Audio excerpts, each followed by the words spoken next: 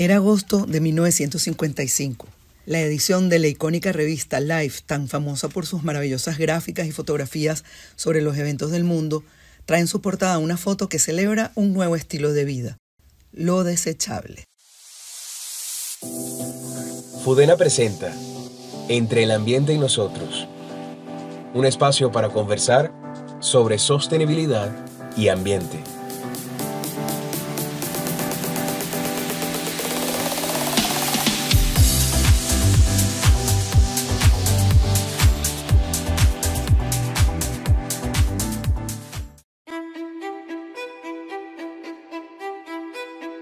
El artículo al que se refería esa portada de Life se llamaba Throwaway Living, o es decir, algo así como viviendo con lo desechable, que describía esta nueva maravilla, ¿no? El surgimiento masivo de productos que eran de buena calidad, que se podían usar una sola vez y luego descartar. La imagen de la portada de Life muestra una familia muy feliz lanzando al aire diferentes objetos que podían hacer su vida mejor y mucho más fácil. Platos, cubiertos, pitillos, tazas, envases. Todo listo para estrenar, todo nuevito, piezas muy bonitas, ligeras, higiénicas, que se podían descartar luego de su uso y luego volverlas a comprar.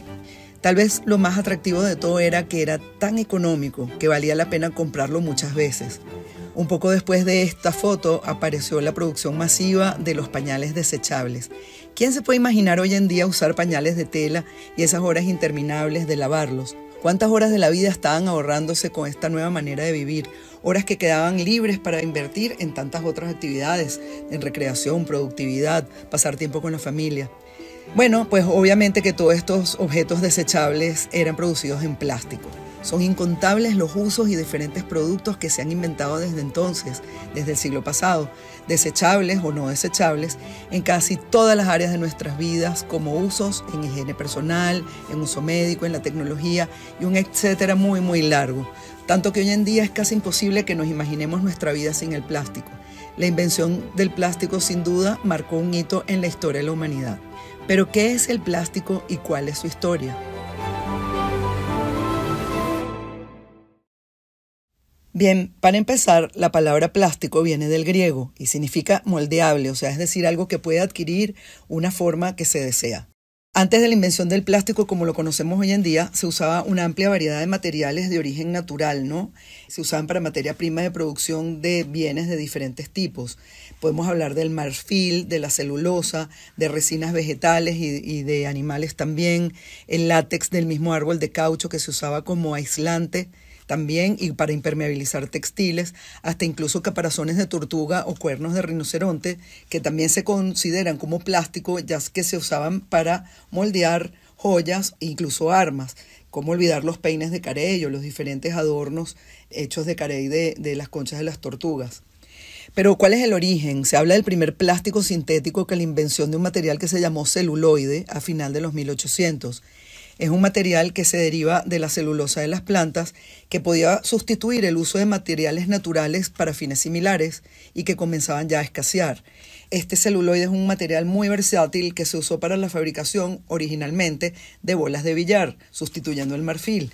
Se podía usar también para moldear dentaduras postizas y hasta para los rellenos en los cuellos y los puños de la camisa para darles rigidez y aspecto más elegante. Por cierto que la invención del celuloide tuvo mucho que ver con el auge de la industria cinematográfica, pues fue este el material que se usaba para las películas. El celuloide fue una de las grandes hazañas y ventas de la empresa Eastman Kodak. El grave problema que tenía el celuloide es que perdía la forma con las temperaturas altas y también que es altamente inflamable. Conocemos todas las historias de cines que se inflamaron o se incendiaron en vista de tan inflamable este material. Poco después de la invención del celuloide, ya ahora en 1907, el químico estadounidense Leo Baekeland inventó la baquelita. La baquelita, un material muy conocido por todos hasta el día de hoy, es una mezcla de fenoles con formaldehído. Este fue un invento revolucionario y fue tal vez el primer material sintético que se podía moldear en caliente y que luego al enfriarse se endurecía y resultaba en un material muy rígido, resistente, capaz de aislar la electricidad y resistente al color, sobre todo, y a los solventes. Con la baquelita se hicieron innumerables objetos, desde los mangos para los paraguas, pipas para fumar, piezas de los vehículos, los radios, los televisores, las carcasas externas de los televisores, botones para la ropa, juguetes y los famosísimos teléfonos negros de baquelita que seguramente muchos de los que me escuchan estarán recordando de su infancia. Era el material de los 1000 usos, le decía Baekeland, ¿no? Su inventor. En ese mismo tiempo, la naciente industria automotriz, que tal vez fue la que más se aprovechó de este nuevo material. La baquelita se usa casi en todos los componentes de los vehículos, haciéndolos más seguros por sus características, por su resistencia, por la baja conductividad eléctrica y sobre todo por lo liviano. Henry Ford, que fue el líder de esta industria de esos tiempos, que estaba muy interesado en las bondades de este material plástico, decidió invertir en el desarrollo de nuevos tipos de plástico pero de aceites vegetales, como el de aceite de soya. A comienzos de los años 40, Henry Ford mostró un prototipo de un vehículo que construyó en plástico de soya casi en un 25% de su estructura, que era obviamente increíblemente liviano y muy eficiente en el consumo de gasolina.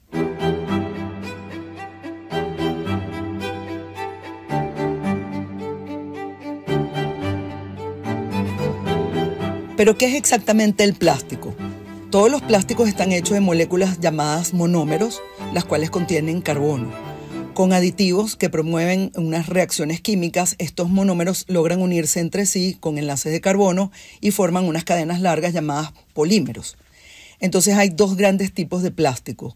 Los termoplásticos, que se pueden derretir o pierden su forma con el calor, como es el caso del poliéster, el nylon o el teflón, estos materiales que usamos hoy en día, y los que se llaman termoestables, que son los materiales que una vez que se moldean ya no pierden ni su forma ni sus características, aún con la aplicación del calor. Este es el caso de la baquelita, precisamente, la melanina o el silicón.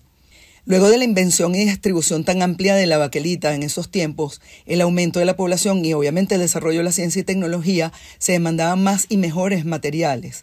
Las investigaciones de Henry Ford con aceites naturales lamentablemente se detuvieron en ese momento con la venida de la Segunda Guerra Mundial. La guerra demanda materiales primas con urgencia. Los metales y el caucho que se usaban hasta entonces comienzan ya a escasear a causa de la guerra. La industria petroquímica que están haciendo invierte en investigación y desarrollo de nuevos polímeros para suplir los materiales que se requieren para la guerra, las partes de los aviones, de los tanques, los materiales que se usan para los paracaídas, cinturones de seguridad, cauchos sintéticos y otras cosas que eran tan necesarias para la guerra. Así comenzaron a surgir otros compuestos que eran más versátiles incluso que la baquelita, como el polietileno o el policloruro de vinilo o PVC, que reemplazaron a la baquelita y en muchas de las aplicaciones. Luego de esto se generaron una amplísima diversidad de materiales plásticos con miles de usos en todas las áreas de la vida. Los conocemos por sus siglas o por sus nombres comerciales en vista de estos nombres de los compuestos químicos tan complicados, ¿no? El polipropileno, el PVC, el PET, el nylon, el poliéster, el anime, el poliuretano, el poliestireno. Con el triunfo de los aliados, al finalizar la Segunda Guerra Mundial, Estados Unidos, que había invertido tanto en la investigación y desarrollo de estos productos, pues queda en una posición de ventaja con su industria de producción de plástico y se hace con 2/3 de la capacidad mundial de producción de este material. Ahora, estando en el tiempo de paz, ya en mediados de los 40, finales de los 40 y los 50, el uso del plástico inunda todas las áreas de consumo, mejorando la calidad de producción, haciendo que todos los bienes sean más económicos y accesibles. Y aquello que con tanto entusiasmo mostraba la revista Life, los materiales desechables, aquellos materiales que se usan una sola vez y se descartan. En 1965, un material muy importante aparece en nuestra vida, la bolsa plástica. Hoy en día el mundo entero consume unos 500.000 millones de bolsas plásticas cada año. En los años 60 también el plástico sale de la Tierra al espacio exterior como parte de los materiales de construcción de los cohetes. Otro hito importante en la historia del plástico es 1975, cuando las principales industrias de bebidas, Coca-Cola y Pepsi-Cola, deciden invertir en el uso del plástico para envasar sus productos. Esto fue una manera de abaratar para ellos los costos, que hasta entonces usaban botellas de vidrio, que requerían su reciclado o que se podían romper y perder, o requerían lavado también, pero necesitaban un material que pudiera aguantar al producto y mantenerle sus características y su calidad. La industria del plástico produce la botella del PET. El PET es un compuesto que se llama teraftalato de polietileno. El plástico PET, que es el que se usa sobre todo hoy en día para la industria de la alimentación, las bebidas, incluso las cosas que tienen que ver con higiene personal. El PET tiene la ventaja que resiste la presión del gas, del refresco, de la bebida gaseosa y además tiene la capacidad de poder ser reciclado una y otra vez, y esto en ese momento le podía abaratar más aún los costos a las empresas productoras de refresco. Pronto el PET se vuelve de distribución masiva como la principal forma de envasar los refrescos. En cuanto al plástico en general, en aquellos primeros 30 años, a partir de esa época, vemos cómo incrementa casi que exponencialmente, o más que exponencialmente.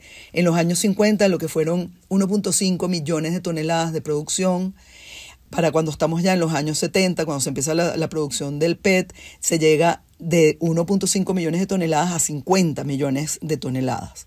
Finalmente, en los años 80, la humanidad toma conciencia del problema que se presenta con esta producción tan alta de plástico. Un pequeño problema que tiene el plástico resulta que no se degrada y se acumula de una forma alarmante, afectando nuestra calidad de vida. Ya para ese momento aparece entonces el siguiente dilema. ¿Cómo podemos librarnos de algo indestructible que nos está generando estos graves problemas? Y a la vez, ¿cómo librarnos de este material maravilloso que nos ha solucionado tantos problemas, que es tan económico de producir? No sabemos cuánto tarda el plástico en degradarse.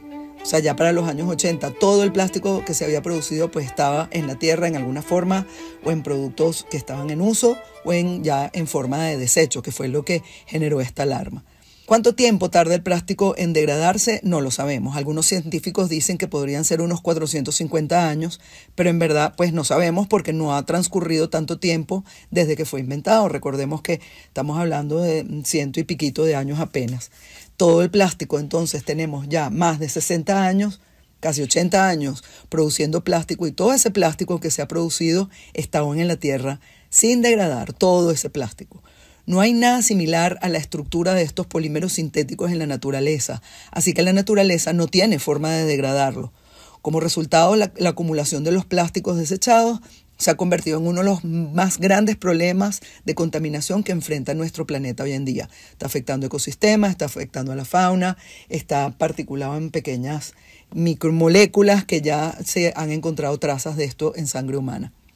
Pero bueno, a final de los 80, continuando con mi historia aquí, se inician las investigaciones y acciones con respecto al reciclaje de plástico, de qué puede suceder, de qué tipo de materiales, cómo se puede reutilizar o reciclar el plástico, generando grandes ahorros de material. O sea, es exitosa la metodología de reciclaje.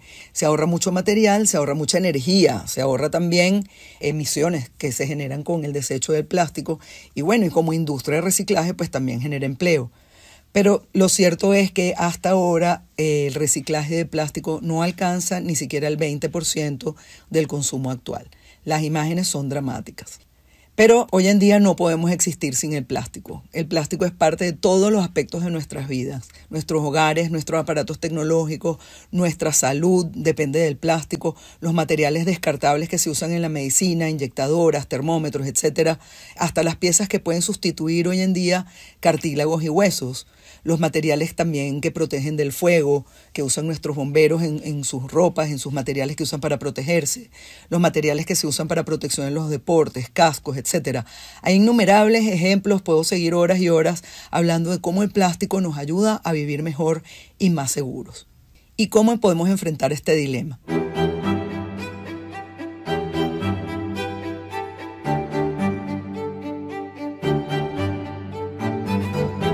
Pues la solución está en el reciclaje y en la reutilización de los plásticos de desecho y en la investigación que avanza hacia nuevas formas de su degradación. Conocemos estos ejemplos de bacterias que son capaces de digerir de alguna manera los elementos de algunos tipos de plásticos, que se produzcan polímeros de origen natural que luego puedan degradarse, que puedan sustituir estos otros polímeros que no se degradan. En los próximos podcasts de esta serie vamos a conversar acerca de las consecuencias de la gran acumulación de desechos plásticos en nuestro planeta y también acerca de cómo las innovaciones han surgido, qué tipo de innovaciones están ocurriendo, qué elementos nuevos sustituyen el plástico que puedan solucionar este problema. Vamos a ver algas, vamos a ver hongos que producen materiales muy similares que ya se empiezan a usar hoy en día, si bien a muy baja escala. Y bueno, volviendo a aquella alegre portada de la revista Life de agosto de 1955. Hoy las portadas de las revistas definitivamente tienen una cara muy diferente. Ya los medios, las redes sociales están inundados con historias sobre la contaminación del plástico, en especial lo que está sucediendo en nuestros océanos. La historia ha cambiado totalmente para mostrar los problemas asociados a las inmensas cantidades de desechos plásticos, pero también invierten un tiempo muy importante en mostrar los avances de esas historias de los héroes que tratan de removerlos. Hemos visto estos barcos que usan redes y otros elementos para poder retirar el plástico de los grandes parches de basura que están en el Pacífico. Fudena forma parte también de este esfuerzo mundial por crear conciencia sobre el problema que está asociado al plástico a través de nuestra actividad de Día Mundial de Playas y lo que trabajamos en el resto del año, y también de formar científicos ciudadanos que puedan colaborar con la solución de este problema. Quédate aquí entre el ambiente y nosotros para que sepas un poco más de este tema en nuestras próximas ediciones. Síguenos por nuestras redes, @Fudena, nuestro canal de YouTube Fudena y nuestra página web fudenavenezuela.org. Soy Débora Vigio desde Fudena. Gracias por acompañarme.